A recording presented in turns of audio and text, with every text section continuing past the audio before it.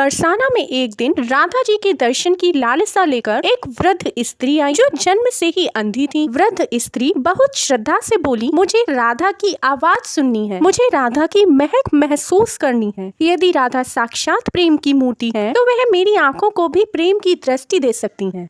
तब राधा रानी केवल 7 वर्ष की थी, किंतु उनके नेत्रों में अपार करुणा और प्रेम की झलक थी। राधा रानी मुस्कुराई और धीरे से वृद्ध स्त्री के पास आकर छोटे छोटे कोमल हाथ वृद्ध स्त्री की आंखों पर रख दिए और बस इतना कहा, मैया कहती है, जिसने सच्चे हृदय से पुकारा उसका अंधकार मिट जाता है। अब तुम मुझे देख सकोगी। क्षण भर में वृद्ध स्त्री की आंखों में प्रकाश लौट आया। पहली बार उसने दुनिया को देखा और वह दृश्य था राधा रानी का मुखमंडल जो स्वयं चंद्रमा को भी लजा दे। वह वृद्ध स्त्री रो पड़ी। मैंने जीवन में कुछ भी नहीं देखा, लेकिन मुझे उसका कोई दुख नहीं है, क्योंकि जब मैंने देखा तब राधा रानी को देख लिया। राधा रानी केवल प्रेम की देवी नहीं, वरदान की स्रोत भी है। सच्चे हृदय से यदि कोई श्री राधा को पुकारे तो वे असंभव को भी संभव कर देती है। बरसाना की रानी राधा रानी की जय। अब कथा के माध्यम से हम जानेंगे कि राधा कृष्ण में राधा का नाम पहले क्यों लिया जाता है। कृष्ण स्वयं भगवान है, किंतु फिर भी हर जगह राधा का नाम पहले क्यों लिया जाता है? क्या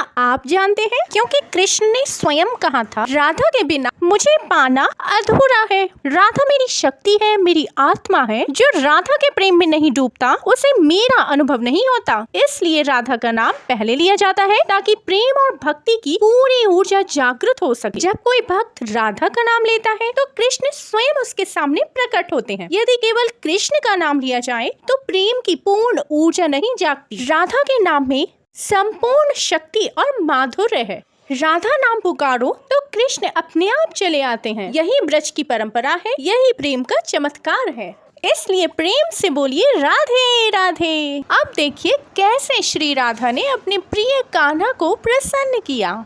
बरसाना और वृंदावन की गलियों में एक दिन बहुत तेज बारिश हो रही थी। सभी गोप गोपियां घरों में छिपकर डर रही थी। नन्हे कान्हा भी बारिश में भीग रहे थे। फिर छोटी सी राधा रानी ने दोनों हाथ उठाए और प्यारी सी आवाज में बोली, मेघों थोड़ा ठहरो, आज मेरा प्रिय कान्हा बाहर खेल रहा है, बरसना मत। और चमत्कार हुआ। जैसे ही राधा ने ऐसा कहा, बूंदें तुरंत रुक गईं और चारों तरफ हल्की धूप फैल गई। कृष्ण हंस पड़े और सब बच्चे बाहर आकर खेलने लगे। सभी लोग चकित रह गए। एक छोटी सी बच्ची ने बारिश को रोका, ऐसा कैसे हुआ?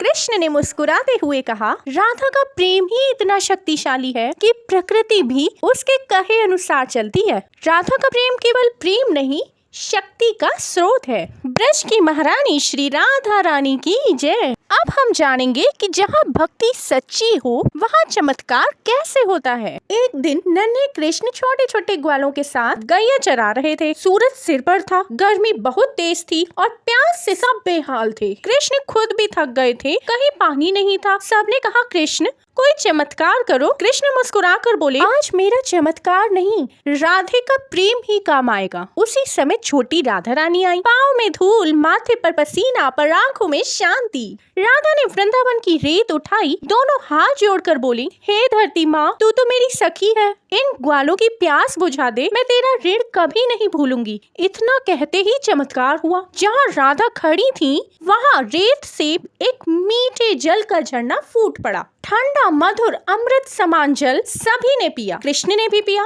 कृष्ण ने राधा की ओर देखा और कहा, तुम्हारा प्रेम ही मेरी सबसे बड़ी शक्ति है राधे। राधा का प्रेम केवल भाव नहीं, संपूर्ण शक्ति है। और जहाँ भक्ति सच्ची हो वहाँ चमत्कार स्वयं ही हो जाते हैं। अगर लीला मन को छू गई हो तो प्रेम से बोलिए राधे राधे। अगर वीडियो अच्छी लगी हो तो कृपया लाइक, शेयर और सब्सक्राइब कीजिएगा। धन्यवाद।